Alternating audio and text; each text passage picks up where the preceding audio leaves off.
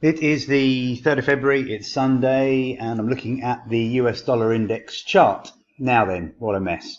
As you can see, we haven't really gone anywhere particular recently. January, if you just isolate January, was very much an up and down affair, or down and up affair really, and then down again. So we closed the month around where we were trading in the second week of January, which obviously does show that it's very much a sideways trend.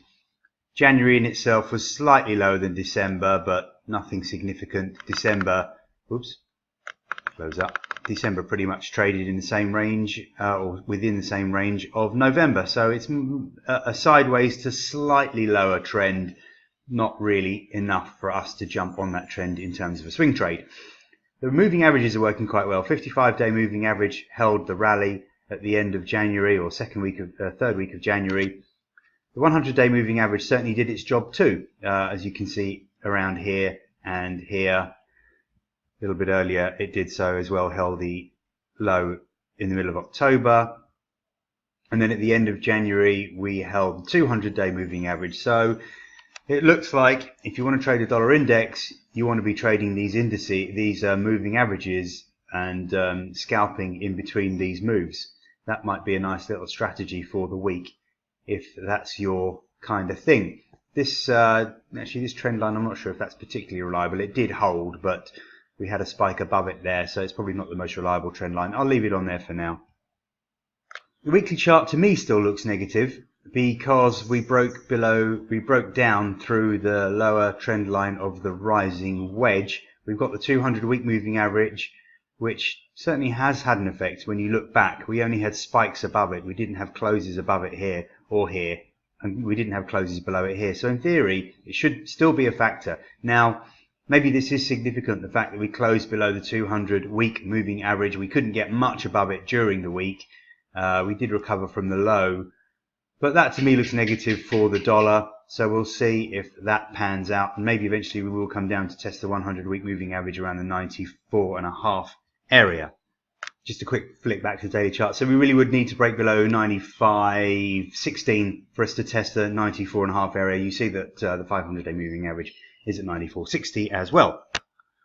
Aussie versus the US, not easy. Right, we were in a big downtrend.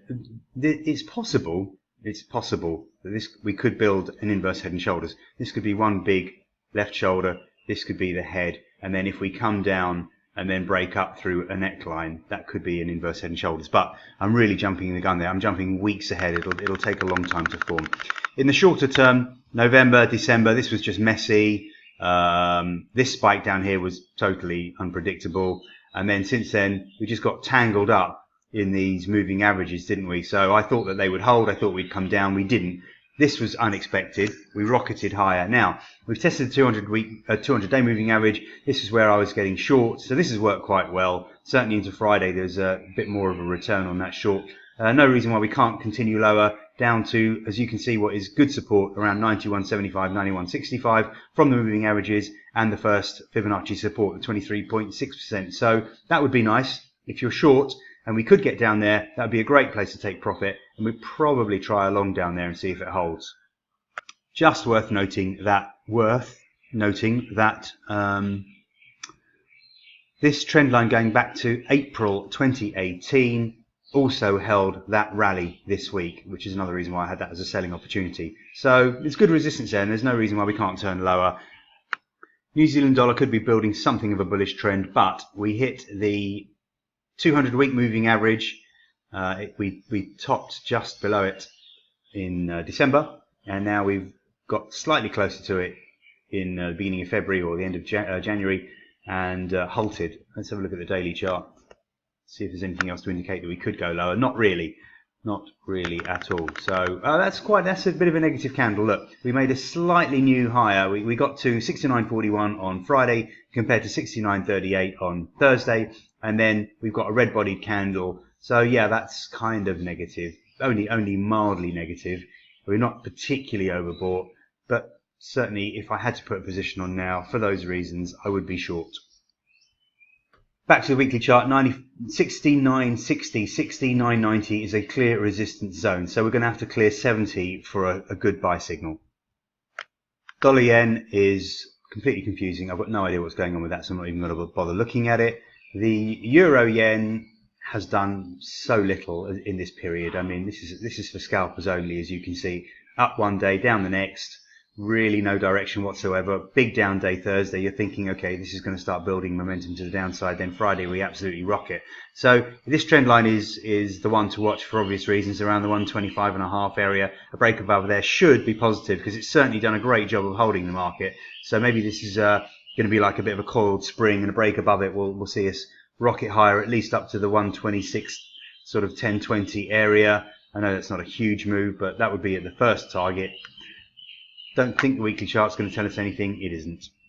Euro US dollar weekly chart. This is just a mess.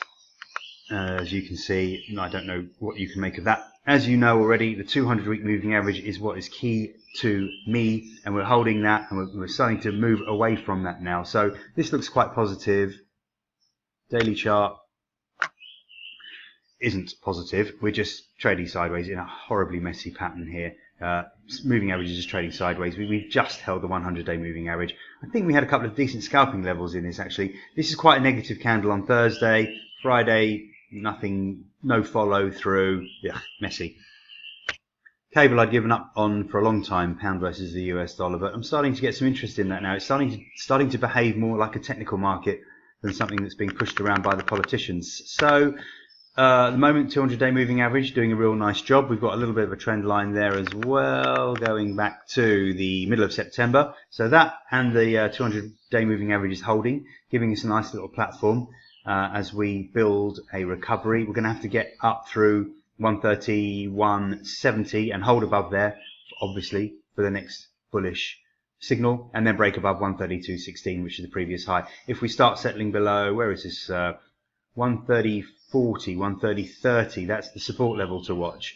If we start settling below there, we're going to be going to 130, 130.00, and obviously below there we'll probably be testing 129.00, 128.90, 129.00.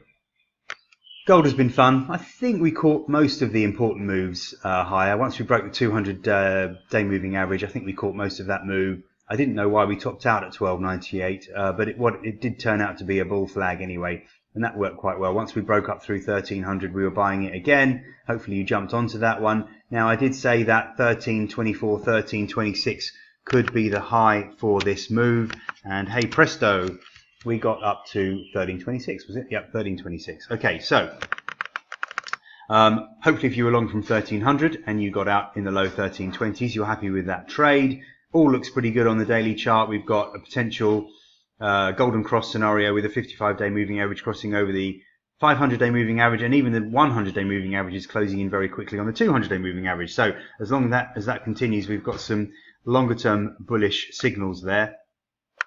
But in the short term, this doesn't look so good, which is why I had you out of longs and into shorts. We've got a trend line going back here. Thickened it out so you can see more clearly. August 2017, so what's that? Call it 18 months.